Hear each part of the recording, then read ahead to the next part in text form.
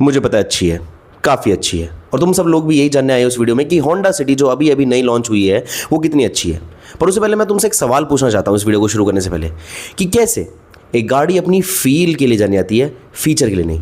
आज इस वीडियो में बताऊंगा कि कैसे होंडा सिटी ने पिछले 21 साल से ये फील मेंटेन कर रखी है इंडियन मार्केट में, और लोग अभी भी इस गाड़ी को, भले ही वरना वर्टस अवेलेबल है तब भी इसको ज़्यादा क्यों खरीदते हैं, और कैसे इसने अभी भी एसयूवी डोमिनेटेड मार्केट में सेडान्स की इज्जत बचाई हुई है।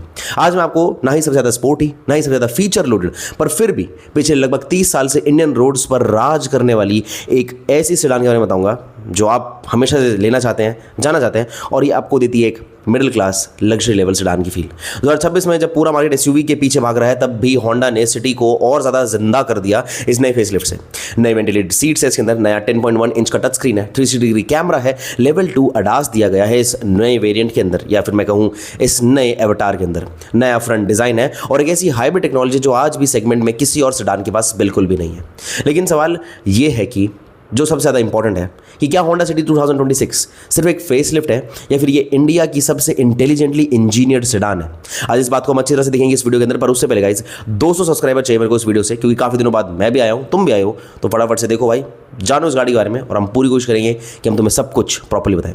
आज हम फीचर्स नहीं गिनेंगे, आज हम होंडा सिटी को इंजीनियर की नज़र से देखेंगे और उसको डिकोड करेंगे। सबसे पहले बात करते हैं इस गाड़ी के, जो नई लॉन्च हुई है गाड़ी, इसके प्राइस और वेरिएंट्स के बारे में। सबसे पहले बात करते हैं कि इसकी प्राइसिंग क्या है। होंडा सिटी 2026 की एक्स शोरूम प्राइसेज जो अप्रॉक्सीमेटली, अगर मैं एसवी मैनुअल मॉडल की बात करूं तो 12.04 लाख रुपीज़ है, वी मैनुअल की बात करूं तो 13.34 लाख रुपीज़ है, वी सीवीटी 14.34 लाख की है, और जेडएक्स मैनुअल 15.30 लाख की है। ठीक है, जो टॉप ZX प्लस और हाइब्रिड वेरिएंट है वो लगभग 21 लाख तक जाते हैं, जो उसके टॉप वेरिएंट्स है। ठीक है भाई, और इंटरेस्टिंग बात यह है कि होंडा ने फेसलिफ्ट लॉन्च करके भी स्टार्टिंग प्राइस को ऑलमोस्ट अनचेंज रखा है। पहले भी गाड़ी इसी प्राइस से शुरू हो रही है। ठीक है, मतलब कस्टमर्स को ज्यादा फीचर मिल रहे हैं without major price jump mostly variants में, तो यानी फीचर और प्राइस का जो रेशियो है वो काफी अच्छा मेंटेन करा गया है इस वाली होंडा सिटी के अंदर भी।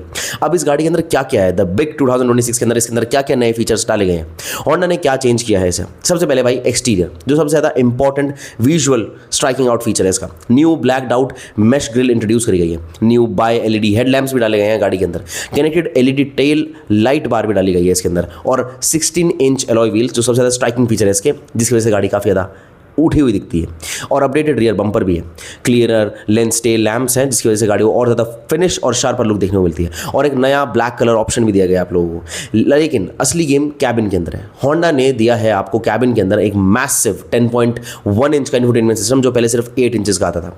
वायरलेस एंड्रॉइड ऑटो मिलता है आपको इसके अंदर, और इसके साथ आपको वायरलेस एप्पल कारप्ले तो हमेशा मिलता ही आया है, ये तो बेसिक्स है। बट बात यह कि जो 10.1 इंच का इंफोटेनमेंट सिस्टम है वो ड्राइवर की विजुअल लेन के साथ अलाइन करा गया, उसको थोड़ा ऊपर शिफ्ट करा गया ताकि कन्वीनियंस बढ़ सके। वेंटिलेटेड फ्रंट सीट्स आपको इस गाड़ी के अंदर मिल जाएगी, 360 डिग्री कैमरा भी मिलेगा, और एम्बिएंट लाइटिंग ऑप्शंस भी अच्छे अवेलेबल है। लेवल 2 अडास इस गाड़ी में देखने को मिल जाता है, जो बहुत ही बढ़िया बात और बहुत ही अच्छा अपग्रेड है इस गाड़ी के लिए, और 6 एयरबैग स्टैंडर्ड जो होते हैं वो है। जी हाँ, बेस वेरिएंट से आपको 6 एयरबैग मिल जाएंगे इस गाड़ी के अंदर। ये फीचर्स आज भी काफ़ी कॉम्पिटिटर्स मेन स्टैंडर्ड में नहीं मिलते हैं भाई, कि वो आपको बेस वेरिएंट में भी 6 एयरबैग्स डाल के दे रहे हैं, जो Honda because obviously Japanese company है तो फीचर्स से ज़्यादा सेफ्टी मेंटेन करती है इन लोगों के लिए। अब बात करते हैं डायमेंशंस और बॉडी इंजीनियरिंग की, जो इस गाड़ी की सबसे ज़्यादा मेन है। होंडा ने सिटी के डायमेंशंस को और स्ट्रेच किया है, गाड़ी और ज़्यादा बड़ी हुई है। होंडा क्लेम करेगी कि अपने सेगमेंट की लॉन्गेस्ट सेडान होने वाली है जो ये आई है, और यही रीज़न है कि रोड प्रेजेंस इतनी स्ट्रॉन्ग लग रही है इस गाड़ी की, मतलब एसयूवी डोमिनेट मार्केट में भी अगर कोई बंदा ये गाड़ी लेगा तब भी वो काफ़ी बेहतरीन रोड प्रेजेंस दिखा पाएगा अपनी, क्योंकि वही बात है 16 इंच के अलॉय व्हील्स डाले गए हैं भाई, गाड़ी उठेगी। ठीक है, जब कार लंबी होती है, दोनों ध्यान से भाइयों, हाई स्पीड स्टेबिलिटी उसकी इंप्रूव होती है, वेट ट्रांसफर स्मूथ होता है, रियर पैसेंजर को ज़्यादा कंफर्ट मिलता है, यानी फिर से शॉफर ड्रिवन कार्स के अंदर ये गाड़ी डोमिनेट करने वाली है। और ये वजह कि सिटी का रियर सीट कंफर्ट आज भी अनबीटेबल, और ये बहुत ज़्यादा उसी के लिए जानी जाती है। एसयूवी फैशनेबल हो सकती है, लेकिन हाईवे कंफर्ट के लिए सेडान आर्किटेक्चर आज भी सुपीरियर माना जाता है, क्योंकि मैक्सिमम स्पेस आपको इसमें मिलती है भाई। दैट्स इट, होंडा सिटी इसलिए ज़्यादा अभी भी पसंद करी जाती है। अब बात करते हैं भाई इंटीरियर इंजीनियरिंग की, जो है कैबिन के अंदर, और यहाँ पर भी होंडा ने हमेशा आपको एक ऐसी चीज़ दी है जो आपको इंस्टेंट इंप्रेस नहीं करेगी, पर जब आप कार को 3 साल या 5 साल बाद देखोगे तो आप बोलोगे wow, I have a very good and a premium product. और इंटीरियर के अंदर होंडा ने सबसे बड़ा काम किया है, नया 10.1 इंच इंफोटेनमेंट टच स्क्रीन जो लगाया है, लार्जर स्क्रीन है, बेटर विजिबिलिटी, विजिबिलिटी लाइन के पास लाया गया है ड्राइवर की, वायरलेस कनेक्टिविटी तो आपको बता ही चुका हूँ मैं, और इसी के साथ साथ होंडा ने एक इंटेलिजेंट डिसीजन भी लिया है, और वो इंटेलिजेंट डिसीजन क्या है, फिजिकल एसी कंट्रोल्स को रिटेन किया है, यानी डिजिटल की जगह फिजिकल कंट्रोल्स है, और ये बहुत इंपॉर्टेंट है क्योंकि टैक्टाइल टच ज़्यादा बेटर होता है as compare to digital touch, क्योंकि टच स्क्रीन को ऑपरेट करने के लिए आपको रोड से नज़र हटानी पड़ती है और ये बहुत ज़्यादा प्रॉब्लमेटिक हो सकता है। फिजिकल नॉब्स मसल मेमोरी से ऑपरेट होते हैं, आपको याद होता है कि ठीक है ये वाला बटन है फटाफट से दबाना है, यानी सेफ्टी इंप्रूव करी गई है। एंड थैंक गॉड होंडा ने ये चीज़ रियलाइज करी। आई होप बाकी लोग भी करें, मतलब बाकी लोग तो पागल ही हो रखे हैं खैर हर चीज़ को डिजिटल डालने में, स्पेशली एमजी, बट खैर छोड़ो। अर्गोनॉमिक्स इंप्रूव हुए हैं गाड़ी के, ड्राइविंग डिस्ट्रैक्शन रिड्यूस हुई है। ये वही फिलॉसफी है जो एयरक्राफ्ट कॉकपिट्स और लग्जरी जर्मन कार्स यूज़ करती है भाई, कि टैक्टाइल टच अभी भी मेंटेन रहे। अब बात करते हैं इस गाड़ी की सीट इंजीनियरिंग के अंदर, जो सबसे ज़्यादा कमाल करती है, जिसकी वजह से लोगों को ये बहुत पसंद आती है। इस गाड़ी में आपको डेफिनेटली वेंटिलेटेड सीट्स मिल रही है जो फ्रंट वाली है। देखो इंडिया एक ऐसी कंट्री है जहाँ ये लग्जरी नहीं है, ये नेसेसिटी है। मोस्ट लोग इसको लग्जरी फीचर में काउंट करते हैं, बट ये नेसेसिटी क्योंकि इतनी ज़्यादा ट्रॉपिकल क्लाइमेट है भाई, इतना ज़्यादा हीट है, इतना ज़्यादा स्वेटिंग है। समर में कैबिन टेम्परेचर 60 डिग्री सेल्सियस तक पहुंच सकते हैं भाई। वेंटिलेटेड सीट्स बॉडी और सीट के बीच हीट को जो होता है वो बिल्डअप करने से रोकते हैं और रिड्यूस करते हैं। रिजल्ट क्या होता है भाई, लेस स्वेटिंग होगी आपको, लेस फैटीग होगा आपको गाड़ी चलाते हुए, आप कंफर्टेबल रहोगे, चिल रहोगे, लॉन्ग डिस्टेंस कंफर्ट अनबीटेबल रहेगा आपका। होंडा ने आइवरी लेदर अपहोल्स्ट्री भी इंट्रोड्यूस करी है, जो कैबिन को और ज़्यादा प्रीमियम फील दे देती है। जो कैबिन ऑलरेडी प्रीमियम था, आइवरी लेदर के साथ वो और ज़्यादा बेटर लगेगा। तो हाँ भाई, इंटीरियर में आपको बहुत बहुत मजा आने वाला है। अब बात करते हैं भाई गाड़ी के हार्ट की, जो मुझे सबसे ज़्यादा पसंद है भाई, क्योंकि Honda never messes up with engine. It is the best, I'll say, like अनडिस्प्यूटेडली सबसे बेस्ट इंजन होंडा मैन्युफैक्चर करती है। अब आते हैं भाई इसकी असली स्ट्रेंथ पर। इंजन 1498 सीसी, 1500 सीसी का ऑलमोस्ट इंजन, 1.5 लीटर की capacity, 4 cylinder naturally aspirated IV take petrol engine, जो इस गाड़ी की धड़कन बहुत सालों से है। पावर आउटपुट ऑब्वियसली 119 bhp, बहुत ही अच्छा पावर आउटपुट है, बहुत ही स्मूथ है, बहुत ही रिफाइंड इंजन है। टॉर्क आपको देखने को मिलती है इस गाड़ी के अंदर 145 न्यूटन मीटर की, ठीक है, जो काफ़ी अच्छी टॉर्क है। ट्रांसमिशन ऑब्वियसली आपको CVT ऑप्शन भी देखने को मिलेगा और मैनुअल भी देखने को मिलेगा, और मैनुअल आपको 6 स्पीड मैनुअल देखने को मिलेगा, ठीक है। और CVT का तो मैं बात ही करूँ, one of the most smoothest transmission है, सबसे ज़्यादा मजा आपको इसमें आने वाले हैं। अब देखो भाई सवाल क्या उठता है, जब वर्ना और स्लैविया टर्बो इंजन ऑफर कर रही है तो होंडा ने नेचुरल एस्पिरेटेड इंजन ही क्यों यूज़ करा? होंडा भी तो टर्बो दे सकती थी। देखिए भाई इसका आंसर बहुत ही सिंपल है और Japanese philosophy of the brand में दिखाता है। रिलायबिलिटी बढ़ानी उन्हें गाड़ी होगी, उन्हें ये दिख रहा है कि टर्बो देखिए फैंसी तो दिखाते गाड़ी को, बट गाड़ी की मेंटेनेंस बढ़ गई, गाड़ी जल्दी खराब हो रही है, गाड़ी को बहुत ज़्यादा रगड़ना पड़ रहा है सर्विस सेंटर में लोगों को। रिफाइनमेंट चाहता है होंडा, रिलायबिलिटी चाहता है, लीनियर पावर डिलीवरी चाहता है। टर्बो इंजन पावरफुल होते हैं लेकिन नेचुरल एस्पिरेटेड इंजन स्मूदर होते हैं।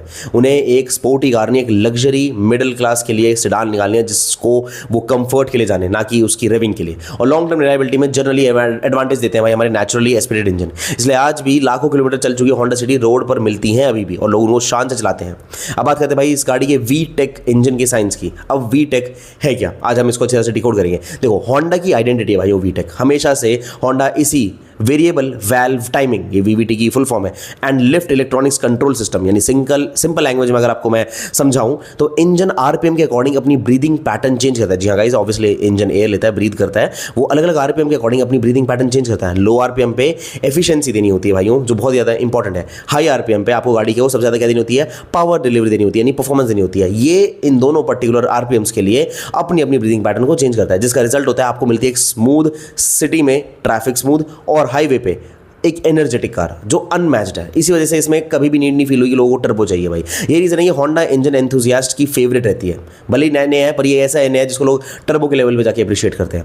अब बात करते हैं भाई इस गाड़ी की हाइब्रिड फीचर की। सब लोगों को पता है कि भाई इन्होंने अभी भी अपना हाइब्रिड वाला फीचर रिटेन करा है, जिसकी माइलेज 27.27 किलोमीटर पर लीटर है, ठीक है, जिसका नाम है होंडा सिटी का EHEV। ये सेगमेंट की ओनली स्ट्रॉन्ग हाइब्रिड सेडान है, कोई और ये ऑप्शन देती भी नहीं है। सिस्टम डिटेल अगर मैं आपको बताऊं, इसकी 1.5 लीटर पेट्रोल इंजन देती है आपको, 172.8 वोल्ट की लिथियम आयन बैटरी आपको देखने को मिलेगी। Front axle mounted electric motors हैं इस वाले वेरिएंट के अंदर, जो कंबाइंड आउटपुट ऑलमोस्ट आपको इस गाड़ी के देंगे, जो है near about 125 horsepower. That is a very good output as a hybrid sedan के लिए। और माइलेज जो मैं बता ही चुका हूँ 27.27 किलोमीटर पर लीटर। अब हिडन साइन समझो भाई इस चीज़ की पीछे की भी, क्योंकि देखो भाई नॉर्मल हाइब्रिड में इंजन व्हील्स को ड्राइव करता है और मोटर हेल्प करती है, दैट्स इट, राइट, ठीक है। पर होंडा हाइब्रिड में कई सिचुएशंस में electric motor directly wheel drive करती है, हेल्प नहीं करती, डायरेक्टली ड्राइव करती है। पेट्रोल इंजन जनरेटर की तरह काम करता है देखो इस सिस्टम के अंदर, जिसकी वजह से भाई जो सिटी का हाइब्रिड है उसका ड्राइविंग फील EV जैसा स्मूथ लगता है एट मेनी टाइम्स, ठीक है। तो बेसिकली आप समझ लो ऐसी हाइब्रिड चला रहे हो जो लेजिट EV और एक पेट्रोल कार में क्विकली शिफ्ट करती है। अब बात करते हैं ट्रांसमिशन साइंस की भाई। पेट्रोल में जो पेट्रोल सिटी वाला वेरिएंट है उसमें CVT मिलता है, हाइब्रिड में ECVT मिलता है। फर्क क्या है भाई, अब अच्छी तरह समझना कि ECVT और CVT में क्या फर्क है, ठीक है। ट्रेडिशनल गियर बॉक्स की बात करते हैं भाई, देखो जो ट्रेडिशनल गियर बॉक्स में है उसमें फिक्स्ड गियर्स होते हैं, ठीक है। अब फिक्स्ड गियर्स हैं तो CVT के अंदर आपको क्या चेंज मिलेगा, यहाँ पे आपको फिक्स्ड गियर की जगह इनफाइनाइट रेशियोज मिलते हैं गियर के, कोई भी गियर फिक्स नहीं है। जो इसका रिजल्ट ये होता है कि आपको स्मूथली जो गियर्स की जर्क्स हैं वो कभी फील नहीं होंगे, हमेशा से आप बढ़िया गियर शिफ्ट्स करोगे, कोई जर्क नहीं होगा, बहुत ज़्यादा आपको टैक्टाइल फील आएगी कि आपने फटाफट से गियर बदला, इंस्टेंटली कार ने पिक करा, स्मूथ एक्सेलरेशन मिला and you are on the road. Traffic में ये चीज़ बहुत ज़्यादा कंफर्टेबल होती है, जर्क की नहीं फील होता जो आप AMT में फील करते हो। इससे आपको बहुत ही बेहतरीन फ्यूल इकोनॉमी मिलती है, इसलिए CVT मेरे फेवरेट ट्रांसमिशन में से एक है और इससे लेस ड्राइवर फैटिग होता ही होता है, ठीक है, ड्राइवर कंफर्टेबल रहता है हमेशा CVT में। अब बात है भाई गाड़ी की सेफ्टी की, ऑब्वियसली भाई सेफ्टी इंपॉर्टेंट है। होंडा ने तो देखो मैं हमेशा बोलता हूँ हम होते ही कौन है जिसका खुद का ही भारत NCAP फेल्ड एक टेस्ट है जापानीज की इतनी बड़ी कार कंपनी को मतलब शक करने का। होंडा सिटी में तभी मैं बता दूं भाई 6 एयरबैग मिलते हैं, 360 डिग्री कैमरा मिलता है, लेवल 2 एडास मिलता है और हाई यील्ड स्ट्रेंथ, यानी मैं बोलूँ AHSS और UHSS स्टील से बनी हुई गाड़ी, लेवल 2 एडास है।